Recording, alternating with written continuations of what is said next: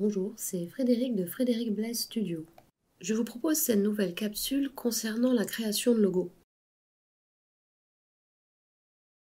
J'ai travaillé d'une manière différente car dans ce projet, mon client avait déjà une idée de ce qu'il voulait. Donc je ne suis pas passée par les mêmes étapes de mon process habituel.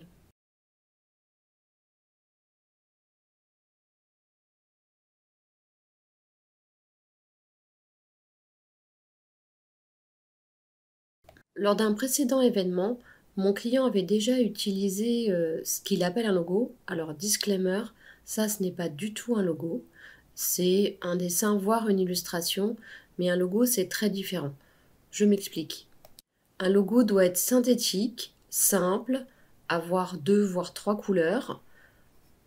Il doit être lisible, notamment lorsqu'il est représenté très petit, sur les cartes de visite par exemple. Et dans un logo, surtout, on n'essaie pas de tout dire. On va mettre en avant certaines caractéristiques de la marque. J'ai donc tout d'abord analysé le logo / illustration existant afin de mettre en lumière tout ce qui n'allait pas. Et j'ai fait 2 propositions très différentes à mon client. Une première qui reprenait d'une manière un peu synthétique ce logo parce qu'il y tenait vraiment. Et un autre logo qui partait du principe de l'idée de mascotte. Avec mon client, j'ai travaillé pas à pas et nous avons donc eu beaucoup d'allers-retours. Il a compris que la deuxième direction artistique était trop complexe et je suis du coup partie sur une autre idée en mélangeant l'idée de mascotte, qui est représentée par les jambes et les petits pieds, ainsi que les éléments qui lui tenaient à cœur, à savoir le tambourin et le chapeau.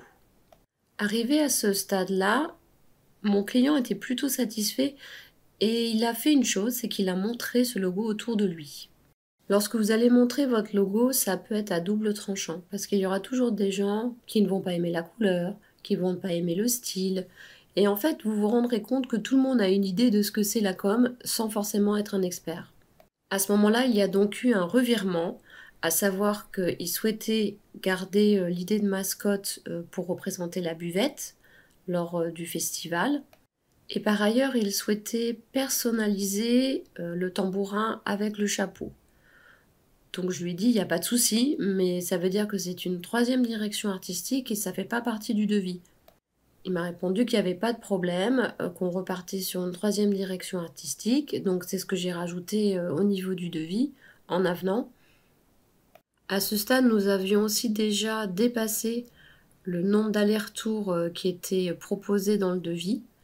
On était bien au-dessus parce que nous avons fait beaucoup de corrections. J'ai donc retravaillé entièrement le logo en gardant quand même les couleurs jaune, rouge et noir qui étaient vraiment intéressantes aussi au niveau local. Et je lui ai proposé ce logo qui a fait l'unanimité. Et je dois avouer que je suis très très contente du résultat, mon client aussi, les partenaires culturels avec lesquels il travaille aussi.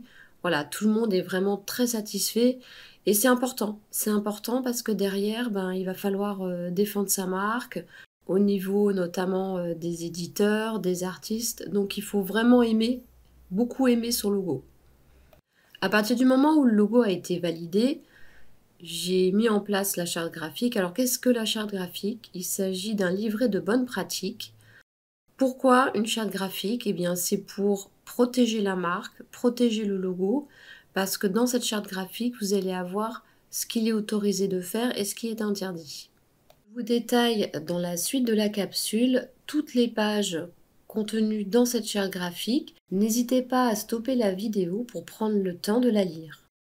Alors c'est très bien d'avoir un logo, aussi joli soit-il, mais derrière il va falloir le faire vivre.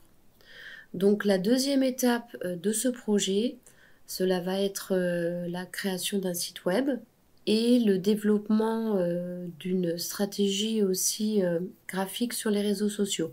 Pour l'instant, mon client ne souhaite communiquer que sur Instagram.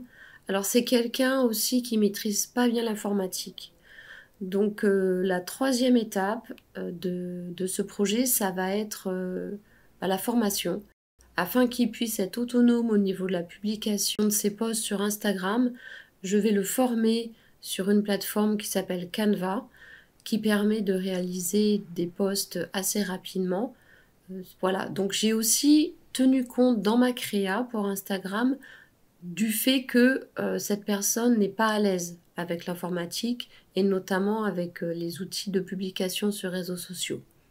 Qu'est-ce que le Brand Book? C'est une planche qui permet de résumer en un clin d'œil tout le contenu de la charte graphique, en tout cas tous les éléments les plus importants. Voilà, j'espère que cette capsule vous aura intéressé. C'est vrai que c'est passionnant de pouvoir travailler comme ça sur la naissance d'un festival culturel. Bon, en l'occurrence, c'est un festival qui utilise le livre comme support, qui se déploie en spectacle avec des comédiens, des musiciens et qui devrait tourner partout en France. Donc je vous invite à aller le voir.